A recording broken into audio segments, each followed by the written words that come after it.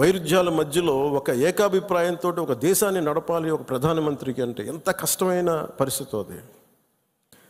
అలాంటి వ్యక్తులకి మనం ఇవ్వగలిగేది చిన్నపాటి ఊతం అంతే, చిన్నపాటి ఆసరా. ఎక్స్ట్రా గొడవలు క్రియేట్ చేయకుండా కొంచెం బాధ్యతగా మాట్లాడటం, అవసరమైన చోట భుజం కాయటం. As part of NDA this is our responsibility. ఎందుకు నేను దీన్ని ఫస్ట్ టైం నేను ఇప్పుడు దాకా మాట్లాడిన విధానంలో కొంచెం సాఫ్ట్గా ఫస్ట్ టైం నేను ఎందుకు హిందూ టార్గెటెడ్ హిందూ, మిగతా వాళ్ళు ఇబ్బంది పడతా ఉన్నారు మాట్లాడటానికి. ఉగ్రవాదులు టార్గెట్ చేసి హిందువులను చంపారు, ఇది సత్యం అంతే. వాళ్ళు అన్న మాట నాతో ఏంటంటే, మధుసూదన్ గారి భార్య ఇఫ్ ఆమె ముస్లిం నన్ను స్పేర్ చేసేవాళ్ళు సార్. మేము చేసింది పాపం బీయింగ్ హిందూ పుట్టడమా మేము చేసింది? కనీసం మా చేతుల్లో ఆయుధాలు కూడా లేవే, మేము సైనికులం కూడా కాదే. మేము బిడ్డలిద్దరు అక్కడే ఉన్నారు. నేను ఆలోచించలేదు ముందు నేను అనుకున్నాను ఆయన ఒక్కైనా వెళ్ళారేమో, అలా చనిపోయారేమో అనుకున్నాను. కానీ కుటుంబం అంతా ఉంది, ఇంకో ముగ్గురు, ఇంకో 2 ఫ్యామిలీస్ ఉన్నాయి. అందరి ముందు దారుణంగా చంపేస్తే, ఇంకా ఇది భారతదేశం కాబట్టి చాలా 7 దశాబ్దాల తర్వాత మాట్లాడుతున్నాం మనం. కశ్మీర్ని 3 సార్లు, మన పాకిస్తాన్ని 3 సార్లు ఓడించాం. సహనం ఎక్కువైపోయింది మన దేశానికి. ఎందుకంటే కంట్రీ మనుషులే సహనం ఎక్కువ మనకి. ఏదైనా అతి చేస్తే మంచిది కాదు, అతి సహనం కూడా మంచిది కాదు, మితిమీరిన మంచితనం కూడా మంచిది కాదు. ఇష్టారాజ్యంగా వచ్చి కాల్ చేసి వెళ్ళిపోతాం అంటే మనం ఎందుకు కామ్గా ఉండాలి?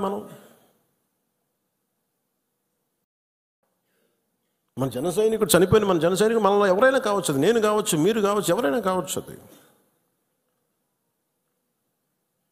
ఎంతమంది ఇక్కడికి వచ్చేసి ఉంటున్నారో మనకు తెలియదు, ఏ ముసుగులో ఉంటున్నారో తెలియదు మనకి. సో మీరు వెళ్ళేటప్పుడు ఇది నిరంతర పహార, eternal vigilance is essential element for democracy.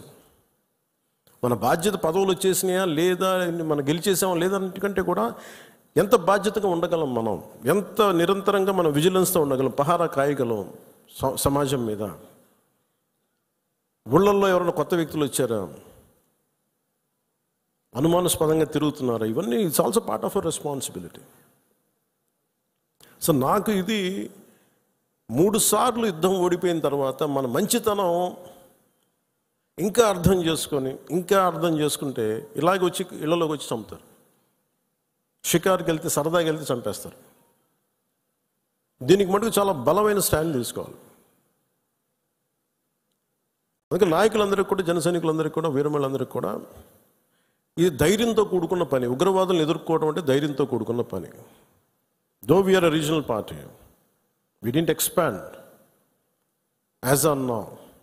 We confined only to state, AP, కొంత తెలంగాణ. కానీ మన ఆలోచన విధానం జాతీయవాదం.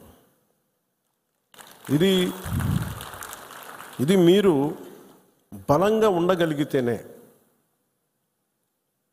రేపొద్దున యుద్ధ పరిస్థితులు రావచ్చు, రాకపోవచ్చు, నాకు తెలియదు యాజ్ ఆన్ టుడే.